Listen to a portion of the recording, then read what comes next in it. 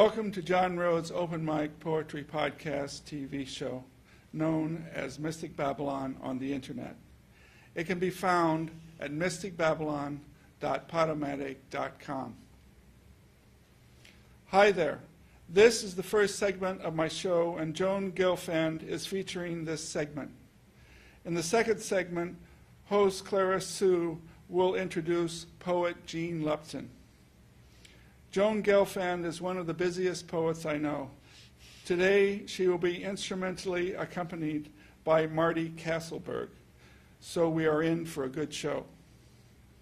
Joan has many accolades, but her accolades that I thought most interesting are her work as president of the Women's National Book Association and her work with CPITS, which is short for California Poets in the Schools. If I may briefly ask you, Joan, how long have you worked with CPITS and where do you work with them? I'm working with California Poets in San Francisco, and it's only been since last fall. And I think you mentioned that you're working with a high school and elementary, and okay. So thank you for your short answer there. And just to note, I've met numerous poets who have worked with CPITS, including Robert Haas, the one-time poet laureate of the U.S., and all the power to you. If you want to thank you. If you want to find out more about Joan, go to joangelfand.com. And I don't want to take up too much time, so now we'll fade from this clip and watch Joan and Marty entertain us. Thank you.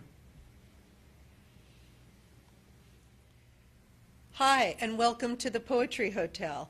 I'm Joan Gelfand, and this is my accompanist, Marty Castleberg.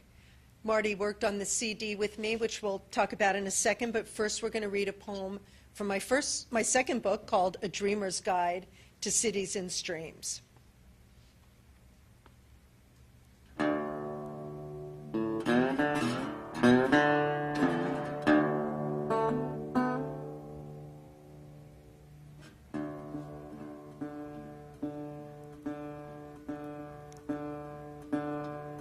Lost in Fog's waterfall, we snake past Laguna Honda, where Philip Whalen, Bohemian, beat, Buddhist priest, lived his last.